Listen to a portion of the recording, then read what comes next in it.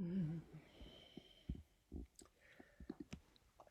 Debbie, can you put up the Wheel of Life on a shared screen, please?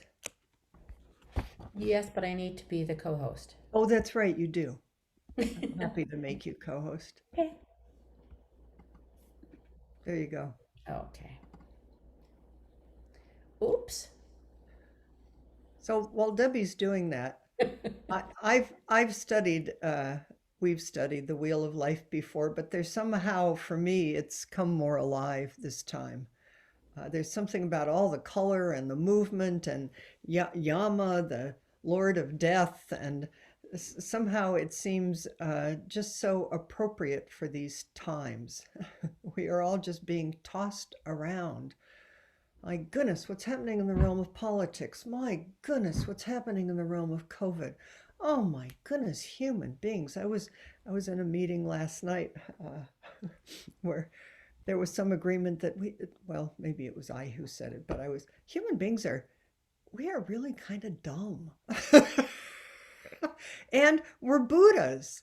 I mean, it's like, how do we live this? How do we do this? And what are we doing? And the fact that the wheel of life is so ancient and is such a teaching at the beginning of the opening of Tibetan temples, before you walk in, it feels deeply reassuring to me that this greed, hate, and delusion has been turning and being turned forever and will be forever. It's how and where we wake up. And there is a Buddha and a Bodhisattva in each realm and each mind state. It's the part of us that can say, remember, remember, there's a choice here. You can keep turning and being tossed around in this, or you can take the backward step and take a breath. And Yama, the Lord of Death who has us in its grips, which is from the minute that we're born, we're going to die. And mostly we try to pretend and distract and think I really do think that we all think everybody else is going to die but us and our loved ones. Um, there is this kind of, the monkey thing. We know it in our heads, maybe, but in our bodies, My husband brought me a picture this morning of his ordination at San Francisco Zen Center, maybe 30 years ago, maybe more. All these young people being ordained, and we looked at the picture and started identifying how many of them are now dead. It's sobering. This is not out there. Oh, Debbie can't find it. Okay, well then I'll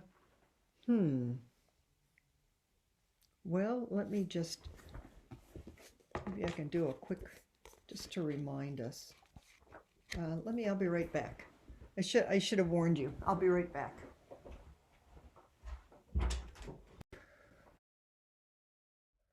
Um, so here is the wheel of life. I'll spotlight it for a minute. Chris, I Yeah. think I can share it in a moment. Oh, If you good. make me a co-host, Oh, good. I think I can. Just give me a moment here. Great. Wonderful. I'll make Yeah. everybody a co-host if you all want to keep sharing things. This is fun. Okay. So let me, while Marianne's calling it up, I shared this on Tuesday because I've been doing more reading. Yama, this gruesome, fearsome figure that has us all in his grips. It was described as what Yama is doing is holding up a mirror of the world, our states of mind. It's like, look deeply. This isn't outside. It's all a projection of our minds, and we can tame and wake up right in the center of it. There's no place to get out of. It's waking up in the center of it. Oh, wonderful. There's Yama. The other thing is that Yama in its wrathful form, although Yama looks wrathful here, but Yama, when Yama is activated, when we can use death as our ally, sit on our shoulder, Yama then becomes a wrathful embodiment of Manjushri, who is the bodhisattva or the Buddha of wisdom and who carries a sword to cut through duality. The reason we're all caught in this great turning is because we think there is something, there is a self and there is an other. There is good and there is bad. There is right and there's wrong. There's up and there's down. And there is. Let's not skip that. Otherwise, we'll toss ourselves out of cause and effect, and there will be no ethics or morality or something to a gift from the world to keep waking us up, meeting ourselves through what we perceive as the other and our likes and dislikes. Yama, the wheel, is set against an open blue sky.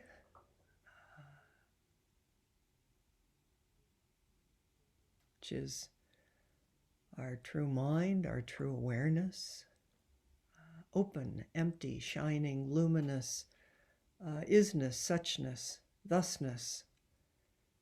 And this is a very colorful, the outer ring is the 12 links, which are the links of cause and effect. This happens because that happens. If this doesn't happen, that doesn't happen. You make a different choice, something different happens. But don't ever think, it's like it is the Fox koan, which we're going to do during practice period. I love that one. Is the question was, is an enlightened person free from cause and effect? And the wrong answer was, which doomed the fox for lifetimes to be a fox. But hey, I like foxes. But anyway, is an enlightened person is free from cause and effect. And it's like, no, no, no, no, no. You're a human being in a body. Pay attention. This is where you learn. This is it. Then we move to the sixth realm. So if we go to the very top, there's the God realm.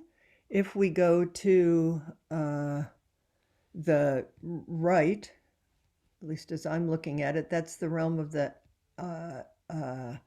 angry or jealous gods. Gods just think they're comfortable and everything's fine. The jealous gods are really just in competition all the time. If you go to the left, there's the human realm. Human realm, I've been appreciating the definition that where human beings are, well, one, there's just enough suffering to wake up, not too much. But human beings, it's a realm where we are always in relationship and comparing or judging or waking ourselves up in relationship with other people, with other objects, with experiences. So it's a deeply relational realm, which I think is kind of beautiful if we move into the realm of love and kindness. Today, we're going to move down on the left to the animal realm. Next week on Tuesday, we will go to the hungry ghost realm, which is, I love the realm of the hungry ghosts, and it's fun to do as we're headed into fall. And if you go to the bottom, it's the hell realm, which is the realm that Jizo Bodhisattva, one of my most favorite bodhisattvas, most loves. Not because it's great, but because it's like, how can I go in and help? So thanks, Marianne.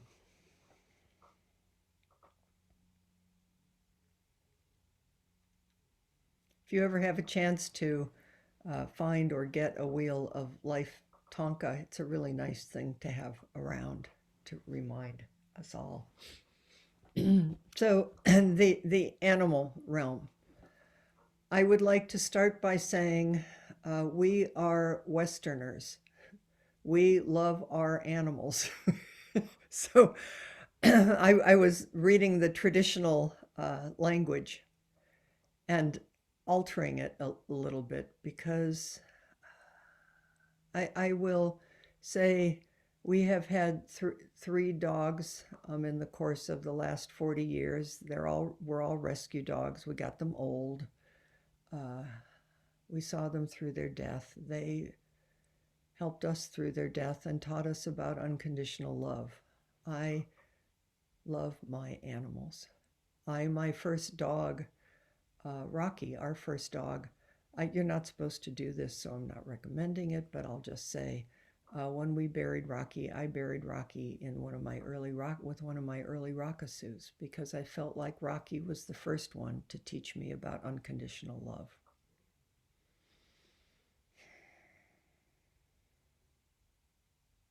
We've also read the Jataka tales or told the Jataka tales. And we know beautifully through the Jataka tales that the Buddha was off in past lifetimes, of course, whatever that means, was an animal, had animal lifetimes to wake up to his, her, our, their bodhisattva nature. So we are not disparaging animals. And we are in the West. We are in the world of Bambi. I looked up the word because I couldn't remember it. Anthropomorphism, where we put human characteristics on animals. We kind of tend to romanticize them. We in the West often turn them into our children. That's really not the relationship that my experience is. People in Central America, Asia, India, that and I think the ancient peoples that of the time of the Buddha, animals were not their pets. You could get struck by a cobra, you could get eaten by a tiger, and I would like to say that as I was reviewing the characteristics of the animal realm, I loved my animals and I love animals, and I was remembering all these characteristics of trying to of the stubbornness. And so here, stubborn. Now, of course, these are animals out there, but these are inside of us. Stubborn, self-oriented, immediate gratification, tunnel vision, narrow-minded, preoccupied, needy. I just take a moment and I can just remember trying to get my dog to move off of a scent that he had completely fixated on, or what it's like when it's time to eat, you know? I mean, so let's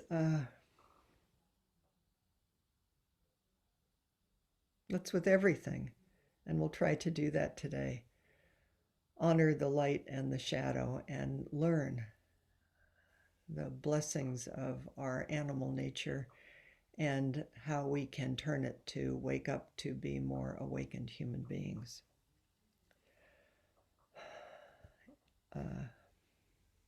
Animals spend most of their time focused on eat and sleep, towards pleasure and away from pain, away from what's threatening, uncertain, habitual, predictable, fight and flight response. And we should also say that animals we know have their own keen intelligence, deep. I found that I've been liking the language of our animal body. Do you remember? I remembered this in meditation, Mary Oliver and the Wild Geese. Of you only have to let the soft animal of your body love what it loves. It's so beautiful. So what is this soft animal body? And what happens if we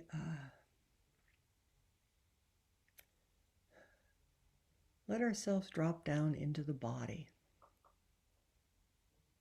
Part of my, I think I came to Zen because in my 20s, because it was a body practice.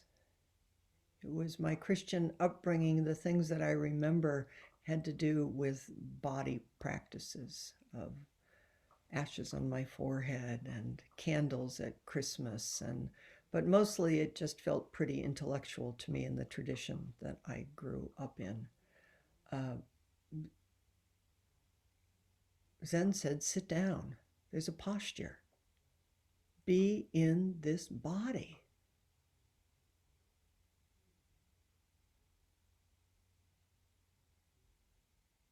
And I think I had never done that before. And I feel like I'm still waking up to just what is it to be in a body, a human body, which is an animal body, because we so much in the West train our minds and we think our minds have it all, it knows something, and the mind doesn't know that it needs the body and it needs to be integrated to know, to deeply know. The body knows what the mind can't know, but you can't skip the mind because the mind helps the body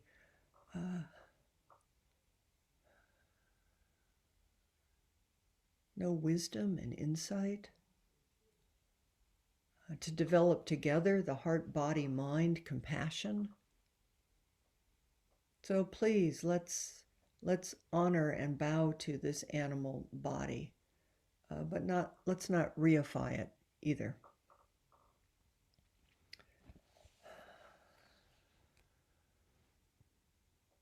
So one way to think about the animal realm and the human realm in our human bodies is the way we try to create the illusion of what is safe and predictable. We just want our little routines. We don't like it when routines change. We continue to set up little rituals with the same responses. We wake up every day, the same time, more or less. We choose the same foods, the same clothes. We do our work. We have the same interactions. We really do kind of like the predictableness of it. And we get pretty upset or startled when things don't go our way and the way we thought it was going to go. One quote I read said, "We do it this way because we always do it this way." So we settle into repeatable routines to avoid experience uncertainty. And then we can also, of course, get defensive and territorial in these realms and look at the world. Again, this is such a great time in the world to be studying this, because sometimes it's just more comfortable and it's so transparent how all these things that we human beings do and how it's causing suffering. I'm over here in my blue world, and I think you people over there in your red world you're upsetting what I think is right. And of course we're right over here, but unfortunately they think the same thing. They just goes round and round. So our passion, our inquisitiveness, our aliveness is stifled in routines because we want comfort and knowing and certainty. We will blindly follow rules and leaders and old beliefs, not question, well, I always thought this. Some people say the worst are old liberals because we think we did it and we figured it out. But young people will say, wait a minute, the world is changing and it's new. Please keep looking. Please keep asking. We can also, in our comfortable routines, think we're staying safe, but really miss any input that would alert us to danger or harmful situations.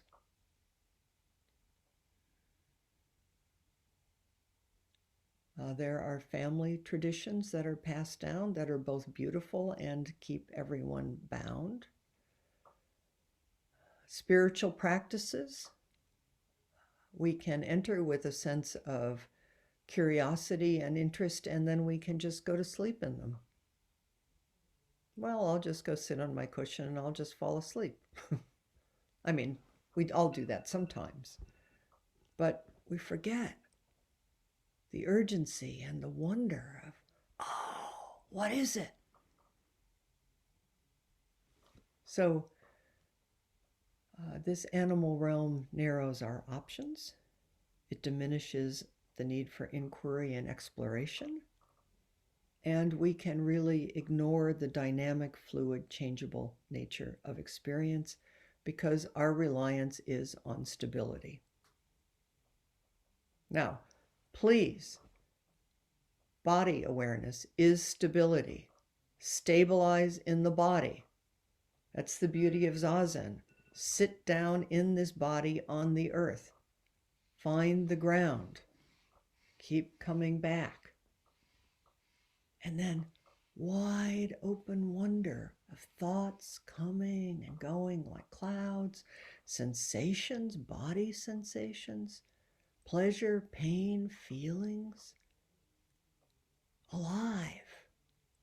And the more we become alive, the more we can develop our capacity to stay grounded and present in what is both pleasant and unpleasant, which means we can more and more be available to ourselves and the world. So please, let this soft body love what it loves.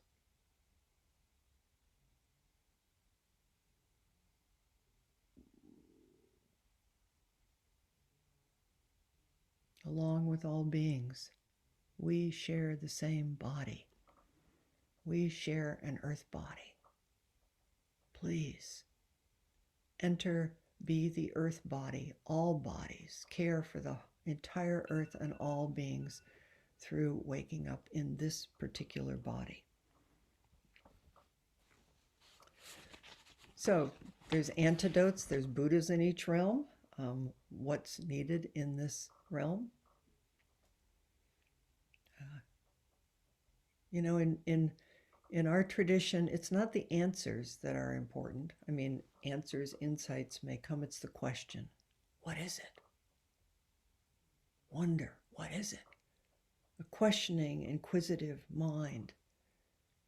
The ability to keep opening and opening to new information and new experiences, new insights.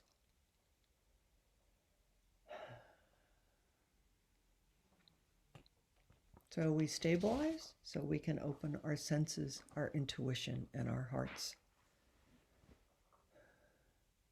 through the everyday. Please take care of what you eat. Please sleep and take care of this body. Please take care of this earth. Ordinary, everyday, nothing special. Just this. There is cause and effect. This happens and then that happens. Without this, that doesn't arise. We can wheel back the suffering of samsara for ourselves and for everyone.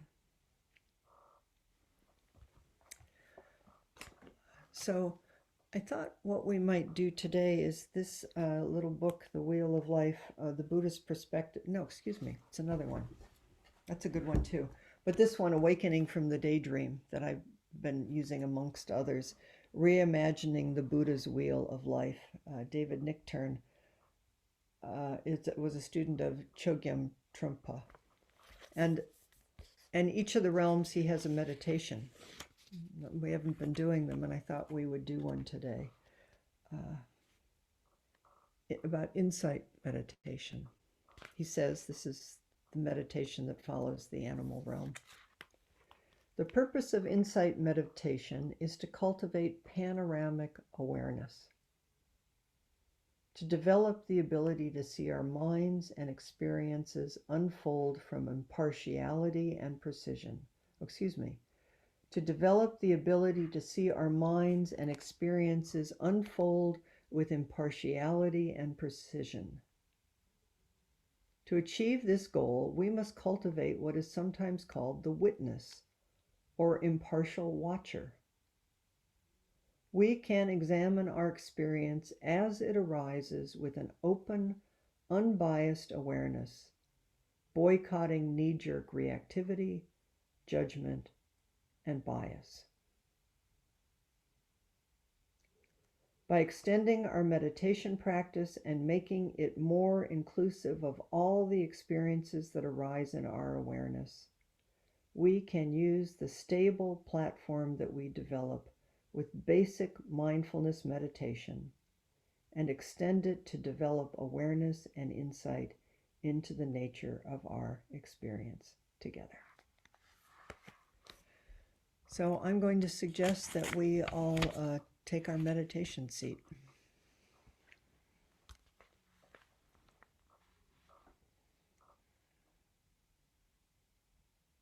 Take a good, strong seat.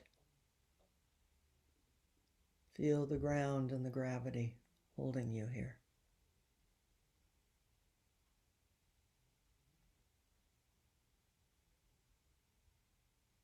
Feel the support of the earth.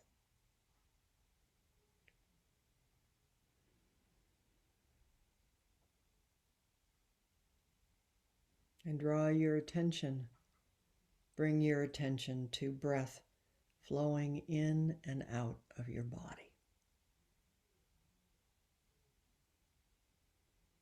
Rising and falling in the belly.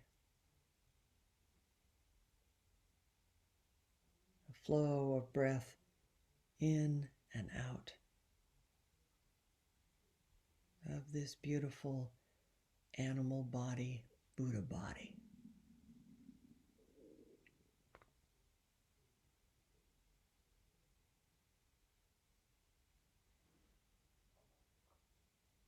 When you notice you're thinking about something, anything, simply label it thinking. Thinking. And then bring your attention back to the breath and the body.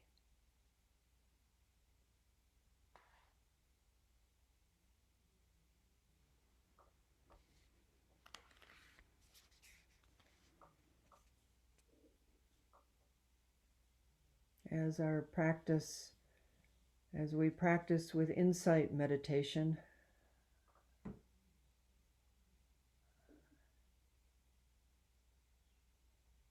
to take note with a light touch of awareness. And as thoughts and physical sensations arise, let yourself feel the texture, the felt sense of thoughts and physical sensations. Stay in the body, awake and alive.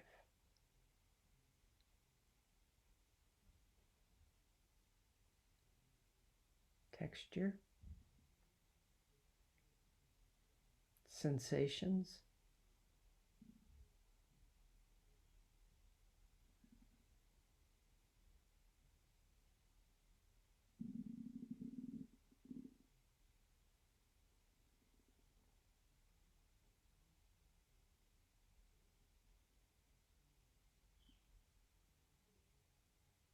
observe your thoughts, emotions, and sensations, and attempt to see them clearly as they are in the moment.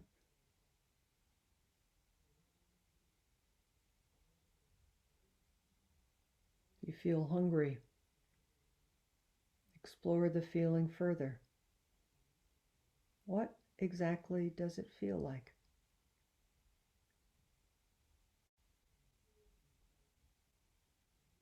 Impatience.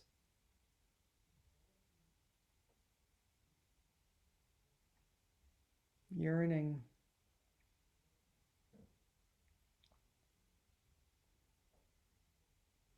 Where does it actually occur?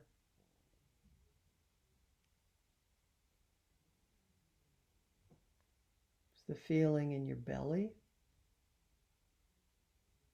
In your throat? In your mind?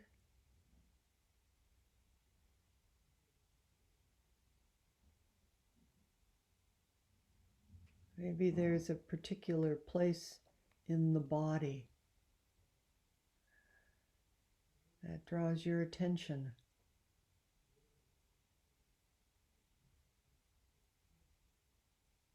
Just gently resting your awareness there. Let it open, reveal itself to you.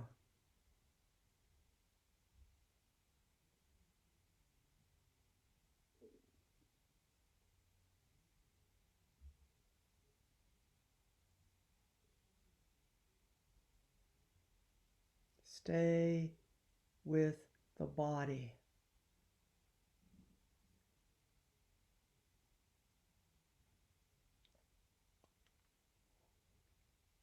Emotions arise, take note of them.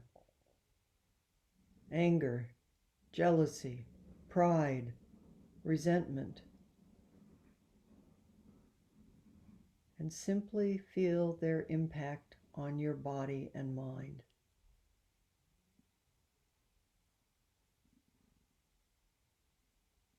Actually pay attention without too much analysis to the experiences that arise while you are meditating.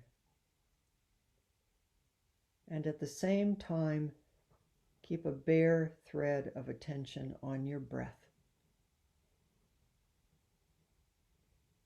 as ground and anchor.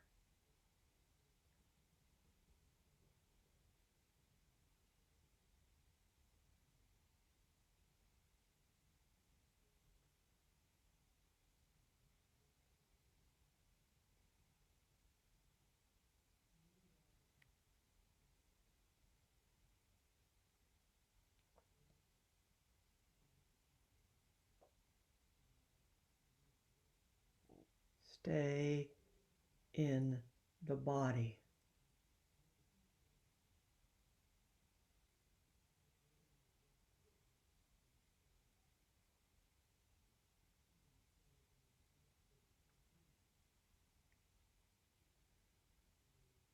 How will you know what this soft animal body needs and wants if you can't listen? How will you know what this earth body needs if you can't sit on her and open yourself to listening deeply?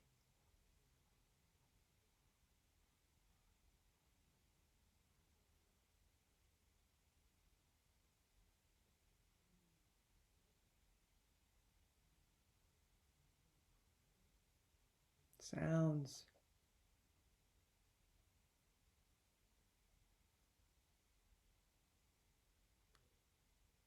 sights, smells, the touch of air on your skin.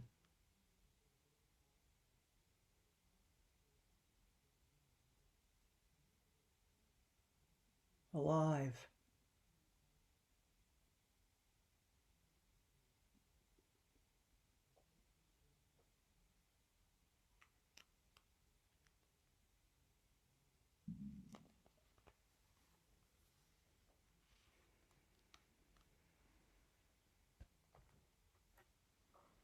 And with a sense now of gratitude, thanking this body,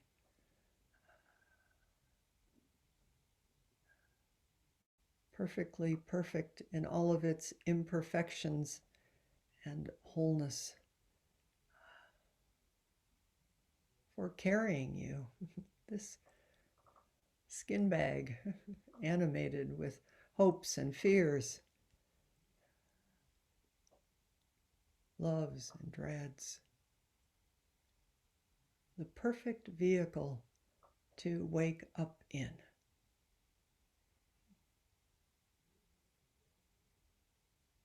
Thank you, animal body, Buddha body.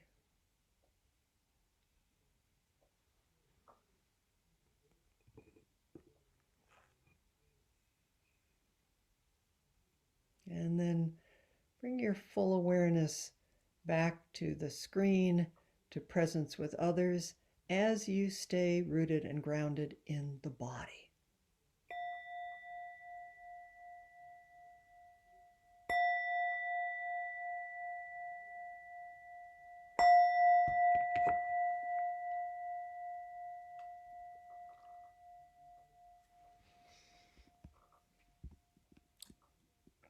Okay, I'm going to put us in small groups.